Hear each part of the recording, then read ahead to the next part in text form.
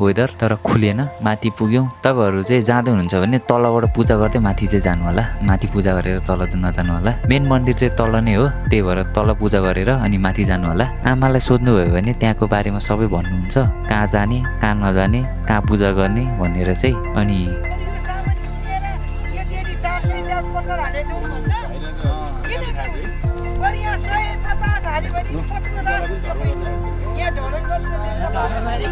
आमाले चाहिँ तपाईँहरूले सामान 400-500 को लिएर आउनुभन्दा बरु 50-100 डोनेसन गर्नुभएको भए राम्रो हुन्थ्यो र यहाँ मन्दिर बनाउन पनि सजिलो हुन्थ्यो त्यो पैसाले भन्दै हुनुहुन्थ्यो। मन्दिरको अगाडि चाहिँ ढलन गर्ने भन्दै हुनुहुँदो रहेछ। अनि त्यो पैसा नभएको कारणले चाहिँ ढलन नगरेको भन्दै हुनुहुन्थ्यो। मन्दिरबाट माथि देखेको डाँडामा चाहिँ जानु हुँदैन रहेछ।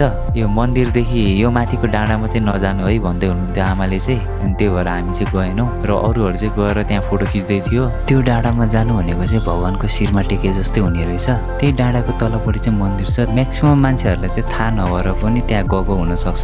इनकेस हजुरहरू पनि जाँदै हुनुहुन्छ भने चाहिँ त्यहाँ माथि चाहिँ नगइदिनु होला। त्यहाँ 2टा रड त तेर्साएर राखेको छ, तर मान्छेहरूले त्यो नागेर त्यहाँ जाँदो रहेछ फोटो खिच्नको लागि भयो भने। यो वेदर खुल्छ कि भनेर हामी त्यहाँ कुरेर बसेको, तर पानी पर्ला जस्तो भयो। पानी परेपछि अब वेदर खुल्छ कि भन्ने आशा थियो, तर पानी पनि परेन, 1-2 थोपा पर्यो। लगभग 1-2 घन्टा जति चाहिँ हामी माथि नै बस्यौँ वेदर खुल्छ कि भन्ने आशमा। तबसम्म नि राम्रोसँग नखोलेपछि हामी चाहिँ फर्किन लाग्यौँ। फर्किने बेला चाहिँ 10 देखि 15 सेकेन्डको लागि खुलेको थियो। त्यस पछाडि फेरि छेकिहाल्यो भ्यूहरू। अनि हामी चाहिँ फर्क्यौँ। लगभग तल झर्न चाहिँ अब आधा घन्टादेखि 45 मिनट चाहिँ लाग्छ पार्किङसम्म। त्यस पछाडि चाहिँ हामीलाई अब भोक पनि लागिरहेको थियो। 3 पानी भन्ने ठाउँमा आएर चाहिँ हामी 2 जनाले खाजा खायौँ। खाजाको लगभग 230 रुपियाँ भएको थियो। त्यस पछाडि हामी काठमाडौँ लाग्यौँ र हाम्रो लगभग खर्च चाहिँ 1370 रुपियाँ भयो। एकजनाको होइन, 2 जनाको भयो चाहिँ टोटल खर्च चाहिँ। हजुरहरू पनि जाँदै हुनुहुन्छ भने चाहिँ बिहानै जानु होला। 7 बजेतिर माथि पुग्ने पाराले। भ्यू राम्रोसँग हेर्न चाहनुहुन्छ भने चाहिँ बिहान 7 बजेतिर त्यहाँ पुग्ने पाराले जानु होला।